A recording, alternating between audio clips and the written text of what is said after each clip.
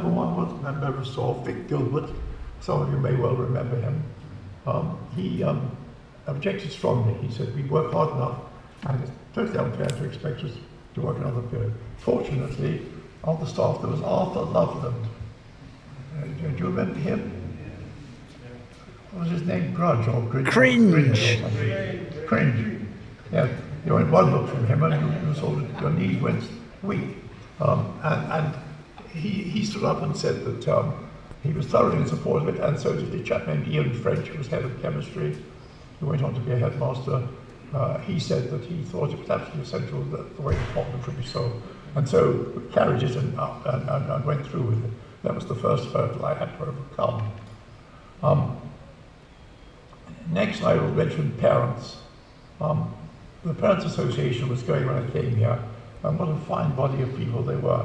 Sadly, I don't think, looking at the list, that there are any parents here who joined in the good work. They were quite outstanding.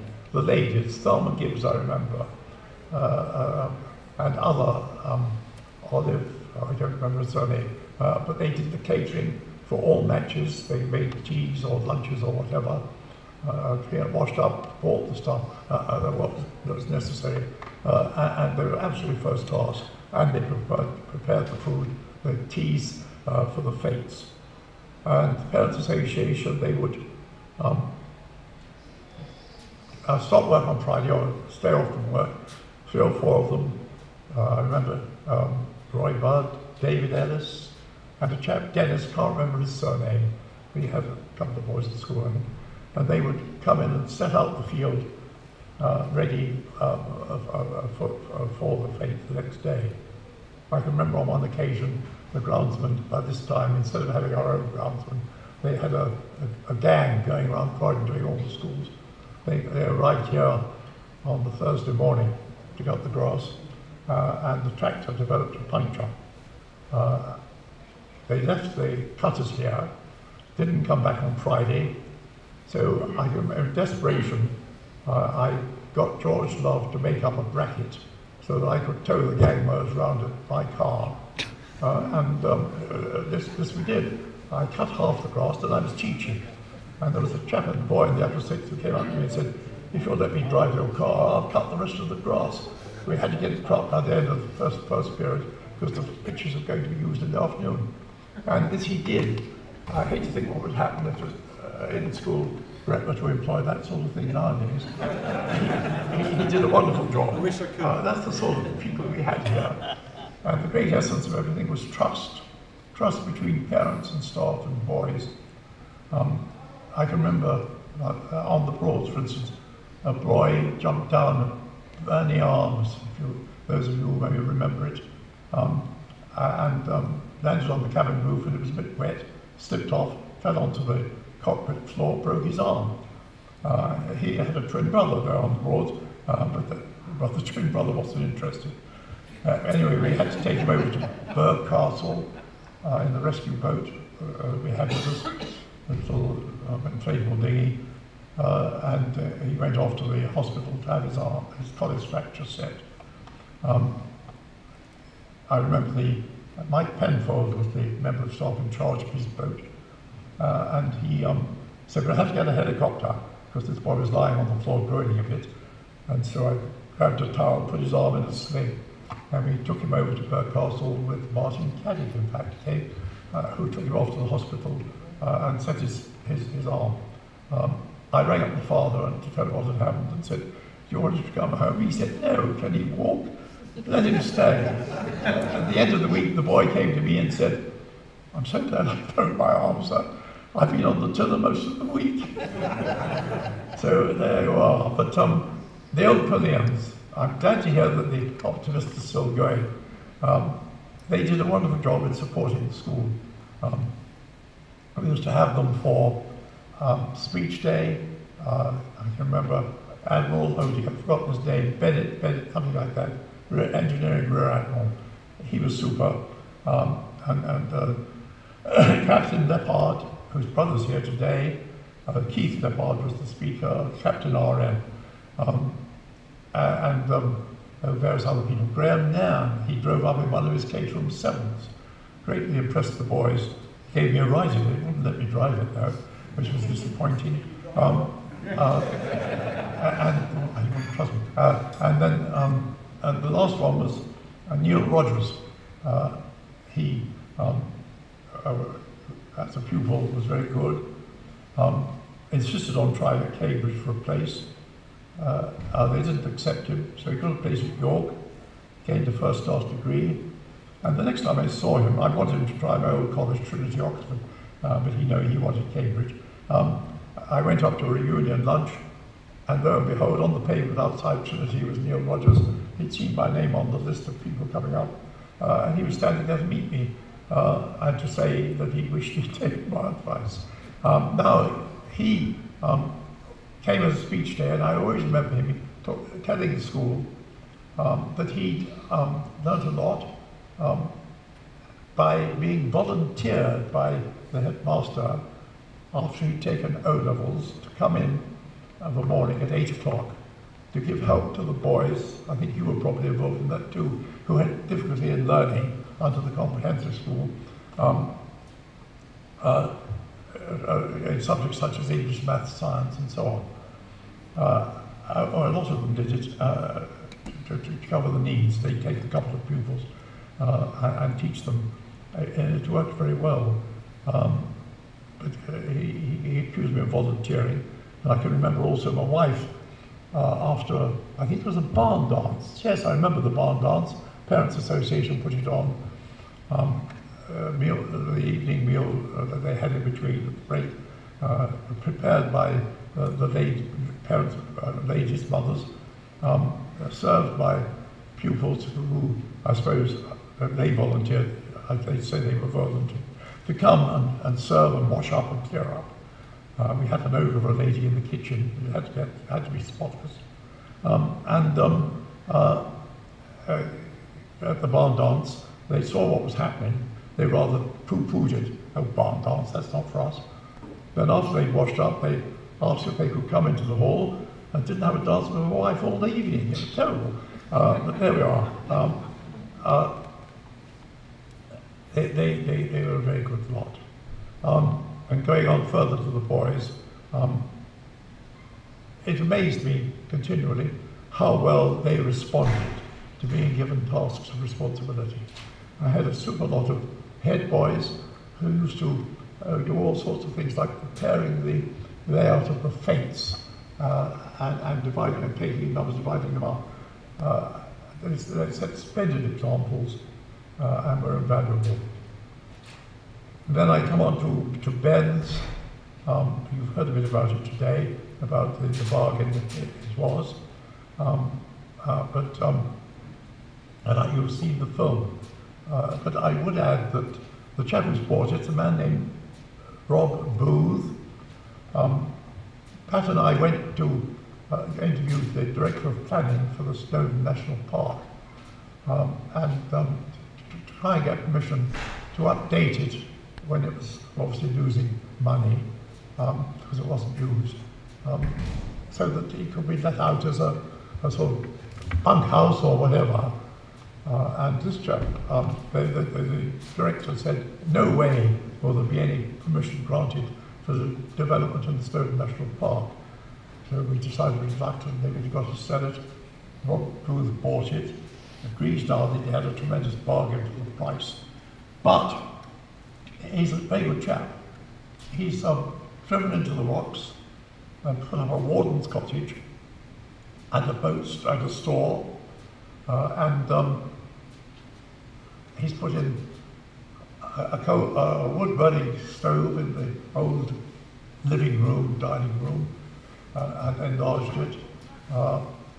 3 dormitories with bunk beds, 3 bunk beds holding 6 in all, making a total of 18. He really has done a first-class job. He's got coloured gas available, and also the wood-burning stove and electricity. It is a joy to go there. My wife and I have been up there, and our son and his friends and grandchildren have been there several times. They charge £15 per person per night, You have to do your own cooking, but there's a kitchen, obviously, where the front door was. Those of you who remember it, in place in front of that. If you have more than 15 people, you get it for a reduced price. I think at £12 a night. But I do urge you, look up on the website, Ben's. Well worth a visit. And we much enjoyed going up there with our family and grandchildren. And he's very willing to eat old Pulliams. He might even give you a concessional rate, I don't know. But do bear it in mind. It's thriving. Thanks originally to all the work that some of you will have put in there. Did any of you go up to Ben to help with the week? Yes, splendid. Splendid. Well done. Thank you very much indeed. I think that's the spirit of Purling.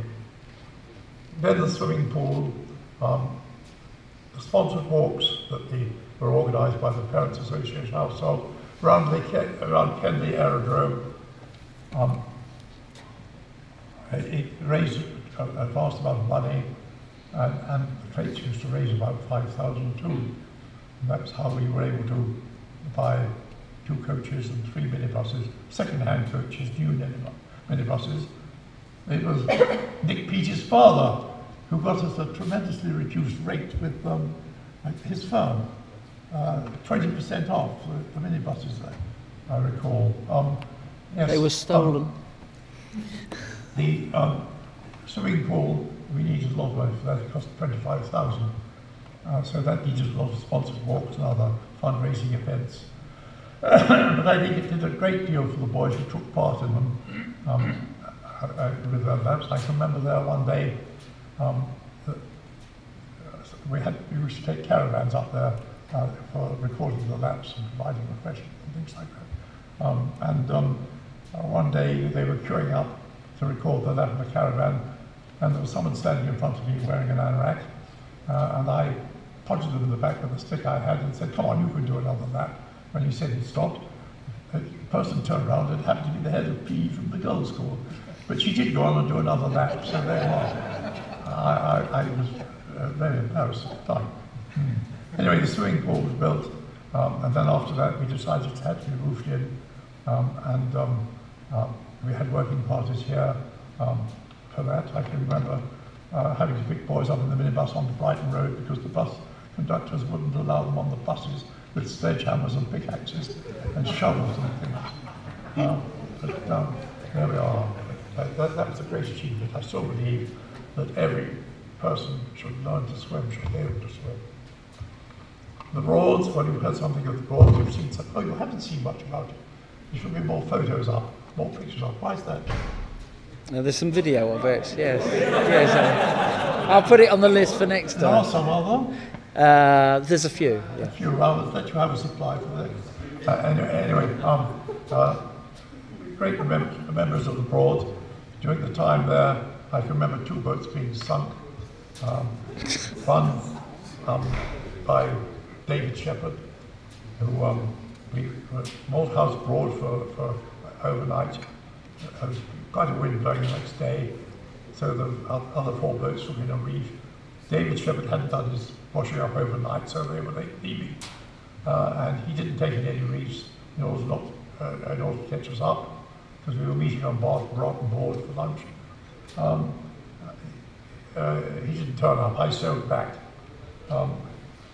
He'd lost control through lack of reefs, but before London Bridge, where it says, "Beware piles, keep clear," and the wind was so strong he hadn't been able to keep clear, hold his boat, and instead of leaving it up on the piles, he took it over to the other side, not realising it had been so badly holed. And anyway, on my way back to look for David Shepherd, there was this disgruntled figure, disconsolate, walking on the towpath, and he said, "Sir, I've sunk my boat." And then about 100 yards further on, there was this mast sticking out of the water. But the great thing was that boys dived down into the sinking boat to bring out their sodden clothes in drawers and so on and so forth, food and all that sort of thing. The boat yard came to bring it up. This was on the Thursday, but it wasn't in use, and so I think I had 10 people on my boat that night, David's crew and mine, which was a bit of a pinch actually. But we managed. There was one boy, Richard, ran to remember him, Richard Souter his name was, who set himself up as a cook and ran a sort of catering service of making breakfast, lunch, and tea and supper. It was a jolly good spirit. Anyway, they borrowed clothes from my crew, and it worked out all right. And then another boat was sunk, Paul Irons, but he was a good sailor. And when it went over some piles of Bennett's Abbey, he moored this on the shore so that the whole boat didn't sink. The boat charter could come out, turn it over on its side, and put a patch on it and take it back. But that was the other occasion. And the last Broads trip, when I retired, I was employed at the college, 5 or 6 years as a supply teacher. I had to be paid 0.1 per week, it was, in order to qualify for insurance cover, to take them sailing, because the boys in the school who'd come up wanted to continue their sailing, and we'd left the college 5 boats to sail in. And so I came up, and it was very nice to come up, meet members of staff who were teaching in the college and so on, and also to be with young people. But of course, the sixth form college was mixed, and the last year I had 13 girls and 3 boys sailing, and girls, some of them are very good, but the majority of them are reluctant to break their nails and heave on ropes and all that sort of thing. But on the Thursday before we were due to take over the boats, it was the second week of the holidays, the Easter holidays, the boat yard rang up.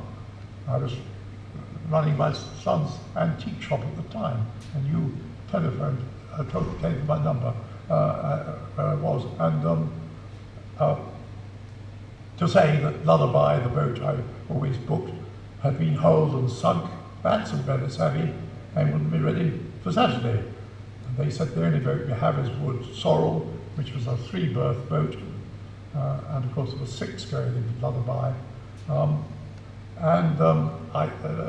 one I could have, so I thought we was cancelled.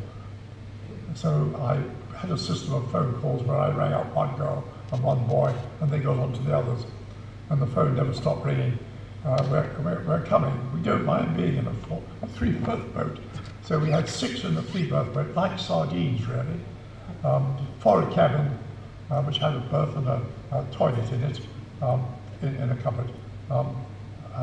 We had 2 boys sleeping there, 3 girls in the middle cabin, and I, as usual, was out in the cockpit. But it wasn't until the first night that the girls were in their cabin and so on, going to bed. I discovered the cabin was only 4 foot 6 long. So I couldn't find anywhere to put my feet. Up on the cooking locker, and it's jolly difficult. You try it out, sleeping with your legs up in the air.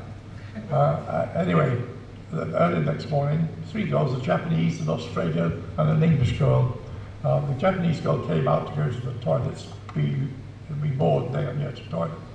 And saw the plight I was in, and she, splendid girl, her father was working at the embassy. She'd come over to live in Coulsdon, old Coulsdon.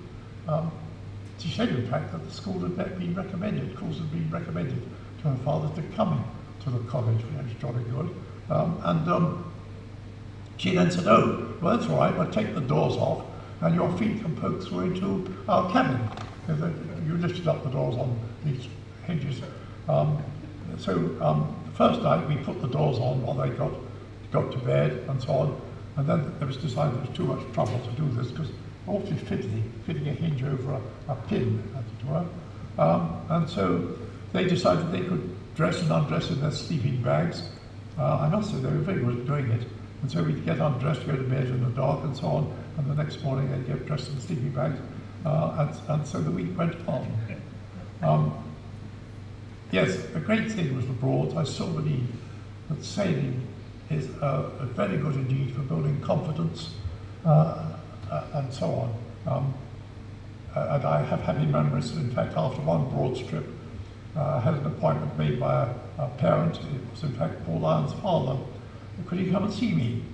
And he came to see me, and I thought, oh dear, the boy was in my boat on the Broads. He obviously got a complaint about something. And he said, I've come to thank you for transforming my son. I've had to go and buy a boat as a result. And he joined Bow Beach Sailing Club, the whole family, Paul Lyon's brother and his mother and father, and used to go there regularly. But the boy had gained confidence from being able to sail. And this is the sort of thing that I think can happen on a much wider scale. And it was still a joy to go back to Norfolk a few years ago and to be told by the Hunters Yard, the older Hunters Yard staff who gave us a warm welcome, that they had very happy memories of the school, and that several former pupils went up there to hire a boat. And in fact, Nick Headwater, a head boy at some time, is up there with his family this weekend. He booked a boat, he can't be here, which I think was very bad timing on his part, but nevertheless, it's the sort of thing that happens. Then another thing occurred which was a great benefit. We went to an auction in Devon, and really by mistake bought a disused Methodist chapel, deconsecrated in a village near Patchhole. I've forgotten his name. What was the village name? Kentisbury Fort. I hadn't realised that when you bought something at auction, it was signed indefinite and you couldn't get out of it. So we were landed with this chapel. Within 30 days, we had to put up a stock fence when the garden was sold by the farmer around the chapel. There was no graveyard there. Against his, and 2 5-bar gates coming, building up against his sheep and animals coming onto that bit of land. Fortunately, on the Monday morning half term, a boy came to me, asked to see me, and said he couldn't stand his mother any longer. I could understand to a certain extent. His mother was a wonderful person. She cared for handicapped children, fostered them, and she would have 2 at a time. And obviously, her own 2 children, I think, felt neglected. Anyway, I said to him, well, we're going down to Devon on Friday evening, half term, and ask your mother if you can come down. And I said, you better bring a friend, so that you, and so on. And of course, by the end of break that morning, I had knockings on the door, can we come to Devon? And so, in fact, I took a minibus full of 15 down there. My wife brought she was our bridesmaid, a doctor who worked at Cambridge, down. They did the cooking and the after and so on. And then yes, David Allen. Yes, I remember him using an electric drill, getting it stuck when we were putting in vents in the walls. That's right. The drill stuck, sir. My word, yes. Happy memories. Anyway, they went on from there, and they were wonderful help. They probably you going down to the chapel, sir. This was before half term. Can we come? And so we took numerous parties. One boy told me he'd been down there 14 times. We used to work in the mornings. If in the summer go off to this beach, Putsborough, in the afternoon, and obviously swim, play games, do things on the beach. Or in the winter we go to the leisure centre in Barnstaple in the afternoon and evening. And the work they did was tremendous. And it's paid off, and we put a bit of central heating into the chapel. And it's so nice to hear, talking to Nick Edwards, in fact, and he said that he'd just come back. He'd just been fitting central heating in the house, but he lived in Oxford at the time, and he said he learned it by the work in the chapel. So it's amazing what you can learn by these odd things. And the other point I would mention is drama. We had, when we came here, the drama was rather fallen into abeyance. In fact, when at the handover, no one could have been more helpful than Arthur Jewett. He was absolutely delightful, charming, gentle man. he confided in me that he'd been acting head for about 4 or 5 terms, I think. And he said that he had lightened things up because Dr. Bircham had been far too strict as a headmaster. How many of you agree with that? Not many, jolly good. Well, how many were here then? Well, it doesn't matter, does it? Yeah, I know what you mean. Yeah. Anyway, 3 days into the start of term, Harold Bircham arrived at the school to see me, and he said that Arthur Jewett, a charming man, very good deputy, but the school had slid terribly since he'd retired, and I must tighten up. So there you are. I don't know what about. Anyway, drama had slipped, the house system had slipped. The sixth form were allowed to wear mufti and so on, and their mufti was a bit fanciful at times. And so that's what